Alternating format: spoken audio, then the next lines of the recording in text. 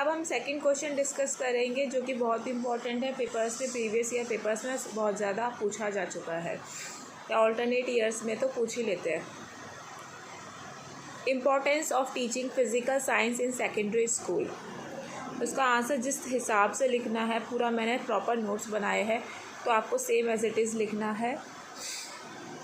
तो स्टार्ट करते हैं। Importance of teaching physical science are as follows.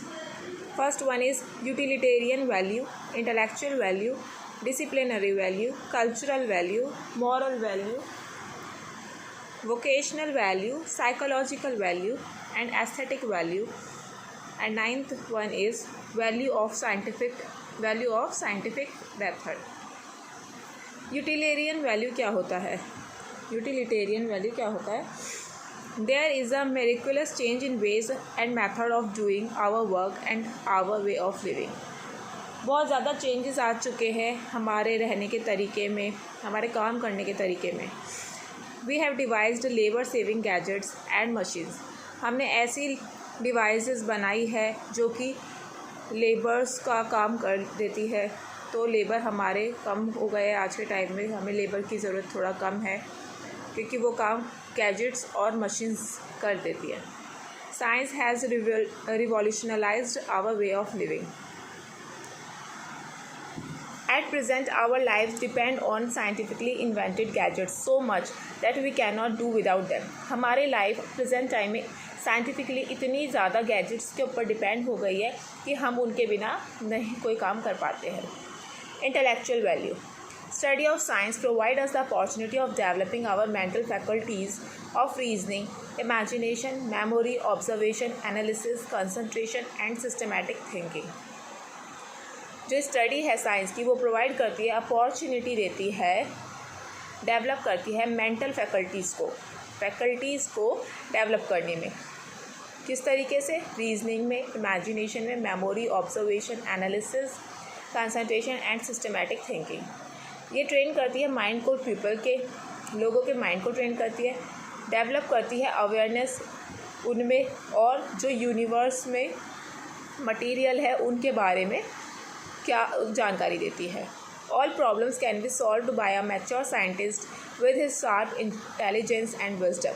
कोई भी प्रॉब्लम अगर आती है तो वो सॉल्व कर लेते हैं बाय अ मैच्योर साइंटिस्ट, उसकी इंटेलिजेंस और उसके विजडम से। Cultural value. Science not only develops our culture but also help in preserving it.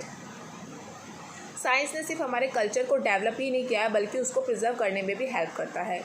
Our way of life has been changing with the passage of time and progress of science.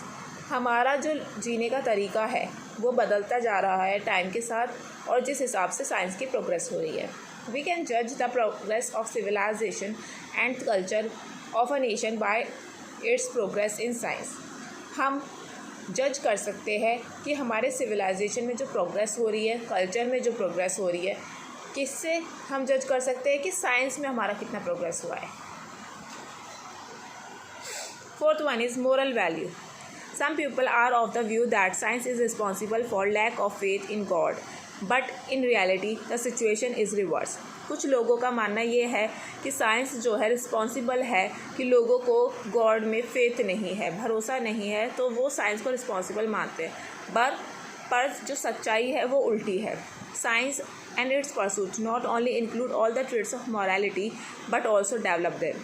Science जो होता है सिर्फ include नहीं करता morality के trades को बल्कि उनको डेवलप भी करता है।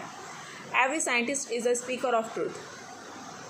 सारे साइंटिस्ट जो होते हैं वो सच बोलते हैं। Although in the modern materialistic world truth में नॉट ऑलवेज सक्सीड। पर हमारे आज के मॉडर्न मटेरियलिस्टिक वर्ल्ड में जो सच है वो हमेशा जीतता नहीं है। साइंस जो है every conclusion depend upon test. Science में हर चीज़ जो हम कंक्लूजन निकालते हैं कि ऐसा हुआ, जो भी कंक्लूजन निकलता है वो किस पे डिपेंड करता है? टेस्ट पे डिपेंड करता है, ऑब्जर्वेशंस पे डिपेंड करता है, किसी चीटिंग पे डिपेंड नहीं करता है।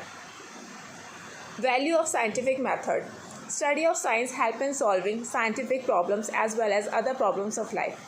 जो हम साइंस पढ़ते हैं वो हमें हेल्प करती है साइंटिफिक प्रॉब्लम्स को सॉल्व करने में और जो हमारी लाइफ की प्रॉब्लम्स है उनको सॉल्व करने में। Scientific method involve the following step. Scientific method में बहुत सारे स्टेप्स हम फॉलो करते हैं। वो क्या क्या है? Nature and aim of the problem, make an observation that describe a problem, test the hypothesis, draw conclusion and refine the hypothesis. Sixth one is vocational value. Science forms the basis of many of the studies of a purely vocational nature. It makes people ready for various professions such as medicine, engineering, agriculture, etc. Science ने क्या करा है, वो लोगों को मतलब ready करती है किसके लिए? अलग अलग प्रोफेशंस के लिए, जैसे कि मेडिसिन, इंजीनियरिंग, एग्रीकल्चर, अलग अलग प्रोफेशंस के लिए लोगों को तैयार करती है। Science has also revolutionized modern vocations such as telephone, radio, television, broadcasting. Science ने रिवॉल्यूशनलाइज किया है किसको? रेडियो को, टेलीफोन को, टेलीविज़न, ब्रॉडकास्टिंग को। Psychological value, study of science fulfil the psychological need of man. जो पढ़ाई है साइंस की, वो फुलफिल करती है जो भी मैन की साइकोलॉजिकल नीड है उसको पूरा करने में। ये हेल्प करती है इवॉल्व करने में। Natural curiosity and other instincts such as collection, ego, self-expression. The instinct of curiosity is responsible for the urge of investigation, experimentation, research, etc. Study of science help in developing all the latent faculties of a child. बहुत easy है, points बहुत ज़्यादा मैंने easy language में लिखे हैं, आप उसको सही से रीड करिए, समझिए बहुत अच्छे से, तो काफ़ी नंबर आप स्कोर कर पाओगे। 16 नंबर का क्वेश्चन होता है, तो एटलीस्ट कोशिश करिए 4 पेज तो आप आगे पीछे का 1 पेज लगा के 4 पेज तो आप उसको भर कर ही आओ। फिर बात करते हैं हम 8 पॉइंट की, disciplinary value. Science develop our personality as a whole. It brings about complete transformation of one's view point. It makes thought process more organised. It assists us to judge all good and bad habits. तो ये question यहीं तक है, ठीक है। मतलब जब question पूछा जाएगा उसमें पहला क्वेश्चन तो उसके साथ 2 क्वेश्चन एक साथ पूछे जाएंगे। पहला क्वेश्चन तो ये होगा कि नेचर क्या है साइंस का, फिज़िकल साइंस का, और उसके साथ पूछा जा सकता है कि इम्पोर्टेंस क्या है टीचिंग करने की फ़िज़िकल साइंस को सेकेंडरी स्कूल में। तो ये दोनों मिला के 16 नंबर का क्वेश्चन पूछा जाएगा। तो आप इतना लिख के आओगे जितना मैंने आपको पहले की वीडियोज़ में बताया था। ये 1 पेज, 2 पेज, 3 पेज और ये यहाँ तक का, ये आप एक लाइन छोड़ के ढंग से लिखेंगे तो आपका 4 पेज में ये आ जाएगा आराम से। तो ये इनफ है। अगर वीडियो अच्छी लगी हो और ऐसे ही आगे वीडियोस मेरी देखने के लिए मेरे चैनल को सब्सक्राइब कीजिए। अगली वीडियो में मैं आपको बताऊंगी ब्लूम टैक्सोनॉमी एजुकेशनल ऑब्जेक्टिव्स।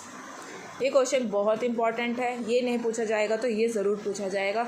तो अगली वीडियो में आपको मैं इसी के नोट्स बना कर दूँगी। वीडियो अच्छी लगे तो लाइक कीजिए, शेयर करिए। Thank you so much.